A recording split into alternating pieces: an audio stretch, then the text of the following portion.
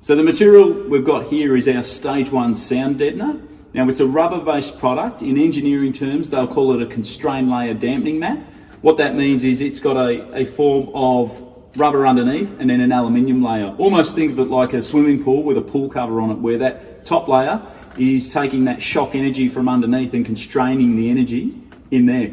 So this material is ideal for panel resonance, noise and vibration coming up through your floor pan, your door skins where you'll get suspension, shock, travel, that sort of thing vibrate through the panels. It's going to help dull that off. You're going to use this product on your floor, vertical and inverted. It cuts easily with scissors. It's also waterproof. So for those four-wheel drive guys or guys with, I guess, convertible cars, they're worried about water. Water's not going to get underneath. The butyl-based rubber on it is wax-like, so water won't break it down, and it's pretty much ageless. Unlike the old school stuff, which was bitumen-based, you'll find over time that that stuff will start to shrink and crack and then delaminate, and people are concerned about rust, that sort of thing underneath. Provided you've cleaned your surface down, you'll stick this down, no water or moisture will get under it. So something you'll also notice with our product, it's got a dimple face. Now what that dimple face allows you to do, it's basically a guide coat in that sense, if you reference it to like surfacing a vehicle, where this relies on having something to push it down and form it down so it's stuck. Any adhesive, say simple forms, your masking tape, which is wax coated crepe paper, typically with an acrylic adhesive. If you don't press that down so the adhesive bites in, it's not going to stick. So your roller's going to be your friend to push and form it in. But these actual bumps on the top, they're raised at the moment. As we roll through the product, you can see that they'll flatten out. So that gives you a guide to say, hey, that's where it's been rubbed, particularly on areas where you're working against gravity, vertically or inverted on a roof skin. So we're going to start this car now, and first and foremost is to figure out, okay, where am I going to start? Now, nature of the beast says, hey, let's put it on the floor, but reality is, when you logically think about it, is I'm going to crawl all over the floor and I'm going to tear this stuff, it's going to stick to my pants, all that sort of thing. So what you want to do is work top down. Now the roof on this car is already done, where it's got a heavy textured bitumen based coat that's still in good condition. We're not going to touch it.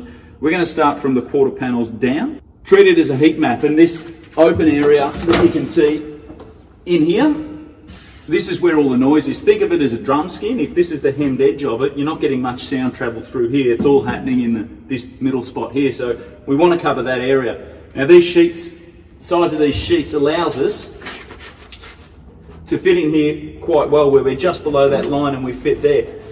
What I'm going to do is just, you could make a template. It's easy enough to just form this in, that it is flexible. And now I can get a texture, draw on there, cut a nice curve. Now, I'm not concerned with trying to cover 100% of the vehicle. A lot of people you'll see get on and OCD kicks in and you want it to be better than your mate next door, so you're going to, no, I bought another box, I did more than you. Reality is, you want to cover these areas at minimum. There's going to be hardware bits where we're going to work around, and I'm just going to leave them clear. So I'm going to start doing this area, work around and work down. Now, something we want to do is ensure that this is clean. It's that old thing when you go to the hardware store and you get those self-adhesive hooks. Who wipes their wall down before they put them on? Reality is not many people. You just stick them on and then you complain the product didn't work. Cleaning the surface down, like this could have had silicone, grinding dust, anything in it. So even when I do that, I can see that it is dirty. Get some prep wash, wax and grease remover. If you just use the white-based spirit or alcohol-based, wipe it down so it's dust-free and clean, then you're not going to have any adhesive issues. So another tip for you is self-adhesive, 100% strength at the moment. As soon as I stick my hand on it, I'm going to contaminate that surface, and then the adhesion is going to be less. So try and avoid touching it. You can usually get your fingernail in between, and I'm actually pulling on the aluminium there. Or just peel a small amount off, so you're not touching this face, and then you can tack that down.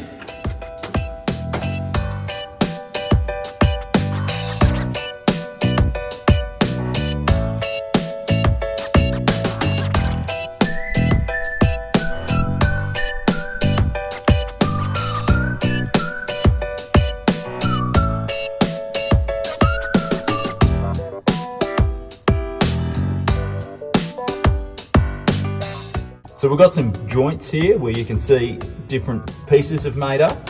Now to seal that up, if you want to make it all nice and neat, or you want to be able to wipe this out and not catch an edge, we've got a foil tape. So this is a black foil tape.